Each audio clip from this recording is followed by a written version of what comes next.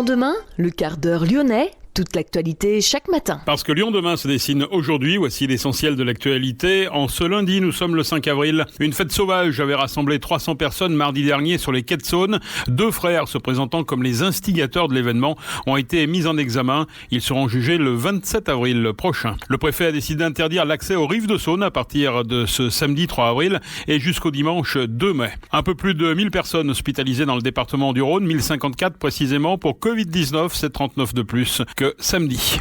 La vaccination va se poursuivre ce lundi de Pâques au stade de l'Olympique lyonnais, au Groupama Stadium. Le centre de vaccination de Gerland est lui passé à la vitesse supérieure. Explication avec le reportage de Léo Ballery dans ce quart d'heure lyonnais. Tension entre les communautés kurdes et turques ce week-end à Lyon. Explication dans cette édition. L'arrivée prochaine de médiateurs dans 3 communes de la métropole. Un radar nouvellement installé, incendié à Vaux-en-Velin. Et puis les résultats sportifs du week-end, bien sûr, à la fin de ce quart d'heure lyonnais. Lyon demain, le quart d'heure lyonnais, toute l'actualité chaque matin.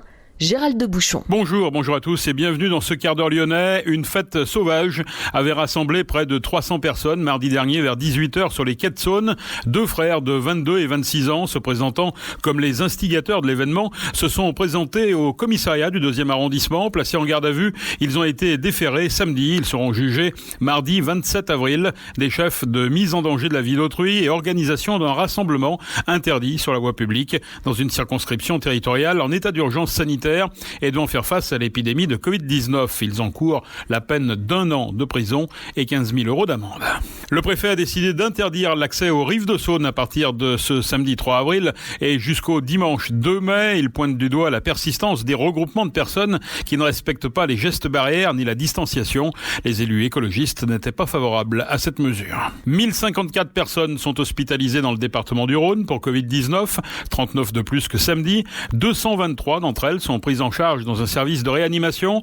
La tension reste toujours très forte dans les hôpitaux du Rhône qui ont vu arriver 71 nouveaux patients, soit 3 de plus que la veille. 11 nouveaux malades ont été admis en soins critiques. L'occupation des lits de réanimation atteint aujourd'hui les 100%. 8 nouvelles personnes sont par ailleurs mortes dans les hôpitaux du département. Le nombre de décès est donc de 2683 depuis le début de l'épidémie, sans compter les 1010 décès recensés en EHPAD. La pression hospitalière s'est encore accentuée d'ailleurs au niveau national, avec plus de 5300 malades de Covid-19 en soins critiques. Le Covid-19 a encore tué 185 personnes depuis samedi en milieu hospitalier en France. Actuellement, des formes plus contagieuses du coronavirus circulent. Pour ne pas nous contaminer les uns les autres, il est essentiel de nous isoler dès que c'est nécessaire. Au moindre doute, dès les premiers symptômes, je m'isole et je fais un test. Si mon test est positif, je reste isolé 10 jours et j'alerte mes contacts. Si j'ai été en contact avec une personne positive, je me fais tester et je m'isole immédiatement pendant 7 jours, même si mon test est négatif. Vous avez besoin d'aide pendant l'isolement ? Appelez le 0800 130 000. Vous pourrez recevoir un accompagnement matériel, médical ou psychologique. Ensemble, faisons bloc contre le coronavirus. Ceci est un message du ministère des Solidarités et de la Santé.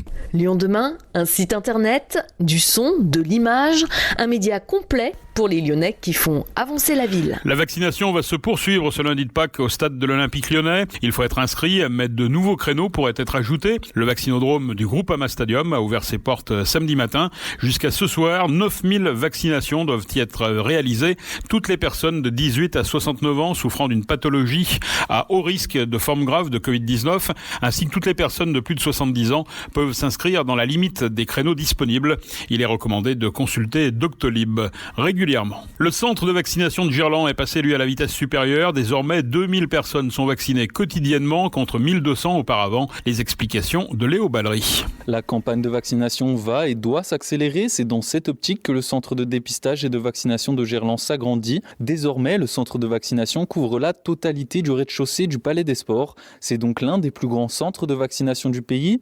Le centre vise près de 2000 injections par jour, selon Grégory Doucet, maire de Lyon. Alors on a augmenté la capacité du centre de vaccination ici au Palais des Sports de Gerland pour pouvoir répondre aux ambitions du plan de vaccination. On doit augmenter les capacités, donc on est depuis jeudi, grâce aux aménagements qui ont pu être réalisés très très rapidement, puisque le déménagement s'est fait de nuit en fait.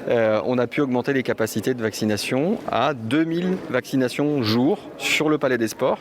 Ce qui nous a conduit à déplacer ici, là où nous sommes présentement, le centre de dépistage qui était initialement dans le même espace que le centre de vaccination. Donc vous avez un peu plus loin au fond le centre de vaccination et ici maintenant dans le petit palais le centre de dépistage toujours aussi bien organisé. Dans le centre de dépistage, une nouvelle machine a fait son apparition nommée la Covid Air. C'est une nouvelle méthode pour dépister la Covid-19. Cependant, elle est toujours en période d'expérimentation, comme l'explique Frédéric Laurent, professeur spécialiste en bactériologie et coordinateur du dépistage Covid à Lyon. Alors les résultats, il faut bien être clair, c'est que pour l'instant, c'est dans une phase d'évaluation. Donc on l'a déjà testé dans les services hospitaliers au sein des hospices de Lyon, avec des résultats qui semblent très prometteurs. Là, on est en train de l'utiliser ici sur le centre de dépistage, dans une version un petit peu différente, puisqu'on est hors les murs d'un hôpital. Donc c'est aussi un moyen de le tester dans d'autres conditions. Et c'est là où elle pourra effectivement avoir aussi un intérêt. On peut imaginer d'avoir ce type de machine-là. Alors peut-être pas exactement celle-ci, puisque c'est une machine ici qui est très performante, surtout c'est le top de la machine. On peut imaginer à terme d'avoir des machines qui soient plus simples, mais qui soient de très très bonne qualité, mais plus simples et un peu moins chères, et qu'on puisse par exemple le mettre à l'entrée de certains stades, d'un stade ou d'un grand complexe de cinéma ou d'un centre comme la Pardieu par exemple, et où on dépiste comme ça les gens très rapidement pour savoir s'ils sont positifs ou pas. L'intérêt de cette machine-là, vous l'avez bien compris, c'est qu'en fait on a un résultat qui est disponible dans la minute. Même pas dans quelques secondes. D'accord ? Mais c'est pour ça qu'elle est ici, on est encore en phase d'évaluation. Donc les premiers résultats sont prometteurs, mais il faut attendre des résultats de performance dans les conditions où on les teste ici pour être certain que ça pourrait être positionné. Selon les hospices civils de Lyon, 8500 plages horaires ont été ouvertes sur Doctolib depuis le début de la semaine pour permettre une vaccination accélérée, l'objectif étant de distribuer 14 000 doses par semaine. Merci Léo. Des tensions entre les communautés kurdes et turques ce week-end à Lyon. L'espace culturel Mésopotamie, situé rue Mazagran, aurait été investi samedi par 20 à 25 agresseurs armés de barres de fer. 4 personnes ont été blessées, 3 sont sorties dimanche de l'hôpital. L'espace culturel Mésopotamie est fréquenté par des membres de la communauté kurde. Les victimes entre 30 et 40 ans ont reçu des coups de batte de baseball, de barres de fer et d'armes blanches.